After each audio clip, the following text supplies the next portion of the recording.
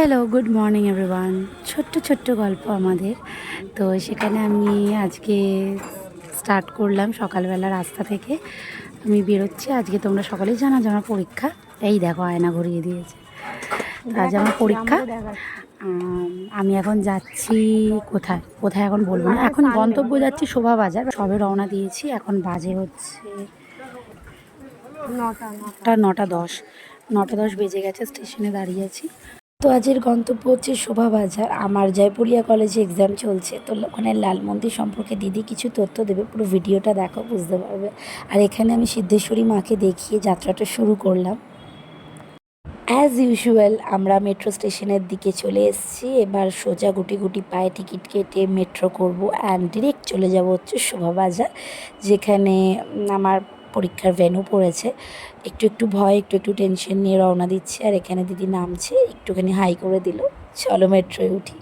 ফাঁকা মেট্রো ছিল, ধীরে ধীরে লোক ভর্তি হয়ে গেল। আর এখানে নিজেরা নিজেদের একটু দেখিয়ে দিলাম, দিয়ে সোজা চলে যাবো একদম কলেজে।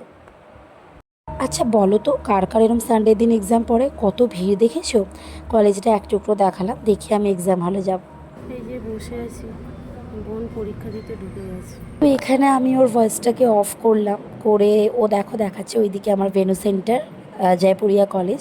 আর এখানে ভয়েসটা অফ করলাম তার কারণ, পেছনে কাকিমেটিকে দেখলে কীভাবে দেখছে। কেন মানুষের এত প্রবলেম হয় ক্যামেরা অন করলে জানি না। এই যে হচ্ছে শোভাবাজার লাল মন্দির। চলো আবার মন্দিরটা দেখাই। একদিকে দিদি বসে থেকে থেকে একটা ভালো কাজই করেছে। আমার আসলে কখনোই হয়নি দেখে ওঠা যে শোভাবাজার লাল মন্দিরে কোন ঠাকুর রয়েছে। তো তোমাদের সাথে সাথে আমারও একটু দেখা হয়ে গেল, আর এই ঠাকুর সম্পর্কে জানাও হয়ে গেল। এই যে ঘোড়ার মধ্যে ঠাকুরটা, এটা বেসিক্যালি কল্কি নারায়ণ, মানে নারায়ণের যে কল্কি অবতার সেটাই। এটা লাল মন্দিরের যে পরীক্ষা শেষ, বৃষ্টি পড়ছে, আর একটা থামস আপ নিয়েছি। আর আরেকজনের অবস্থা বেহাল, দেখাচ্ছি দাঁড়াও। আর এখন আমি রয়েছি শোভাবাজার মেট্রোর কাছে। অবস্থা বেহাল হয়ে গেছে, ওর আসলে গ্যাস হয়ে গেছে। চলো বাড়ির কাছে যাই, পরে কথা বলি। এদের অবস্থা কি হয়েছে, পরীক্ষা কেমন হয়েছে বলছি। চলো চলো ঘন্টু চ চ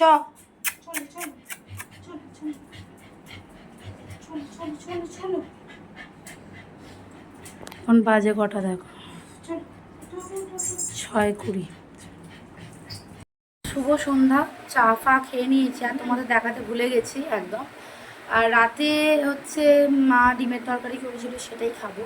মিনি স্টোরিটা আর বেশি বড় করবো না, বাইরেই অর্ধেক সময়টা কাটিয়েছি, তোমরা দেখতে পেয়েছো সেটা। আর পরীক্ষা তো একদম ঠিকঠাকই ছিল, মাঝখানে ওর শরীরটা খারাপ হয়ে গেছে। তোমাদের সাথে শেয়ার করলাম যে মুখের অবস্থা বেহাল। মেট্রো স্টেশনেও দেখিয়েছি, কোল্ড ড্রিঙ্কস কিনেছিল।